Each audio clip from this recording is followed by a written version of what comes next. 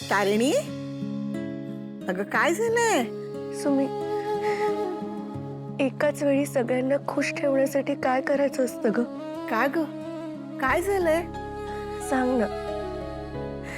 आणि नाही जमलं आपल्याला सगळ्यांना खुश ठेवायला तर?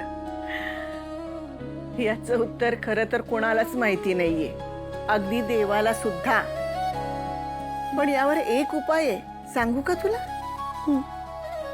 हे बघ, एकाच वेळी सगळ्यांना खुश करण्याची जबाबदारी अंगावर आली की त्यातली महत्वाची गोष्ट कुठली हे निवडायचं आणि मग बाकीच्या भारातून मोकळं व्हायचं.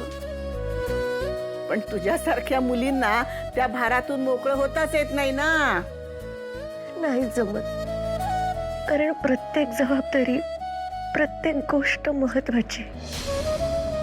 मग एक जबाबदारी स्वीकारून दुसऱ्या जबाबदारीकडे दुर्लक्ष केलं तर ते चुकीचं नाही का ग ठरणार? तुला श्रीकृष्णांची गोष्ट माहिती आहे ना?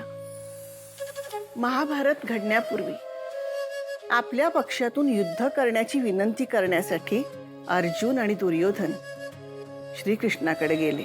एका बाजूला धर्म तर दुसऱ्या बाजूला नातेसंबंध, यातून कशाची निवड करावी हे जिथं श्रीकृष्णाला चुकलं नाही, तिथे आपण कोण आहोत ग?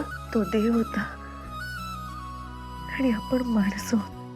तरी सुद्धा निवड करावी लागतेच.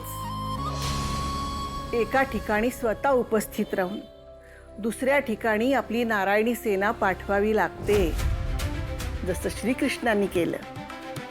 एक गोष्ट कायम लक्षात ठेव तारिणी, माणूस परिस्थिती बदलू शकत नाही, पण त्या परिस्थितीत तो काय निवडतो यावरून त्याचे विचार, त्याची प्रगल्भता, त्याचे संस्कार दिसून येतात. एक चुकीची निवड आयुष्यभराचं रितेपण देऊन जातं माणसाला. बाळा, कळतंय ना मी काय म्हणते ते? काय रे लबाडा,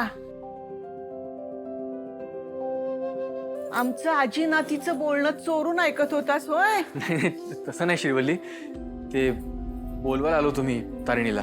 पण ठीक आहे, तुम्ही छान गप्पा मारताय तर तुम्ही गप्पा मारा, मी बाहेर वाट बघतो. नाही, निघूयात आपण. सुमी, निघते ग.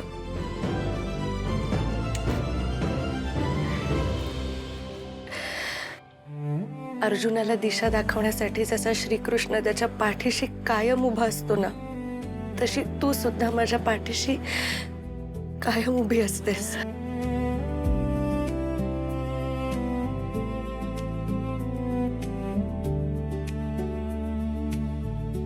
काळजी घे.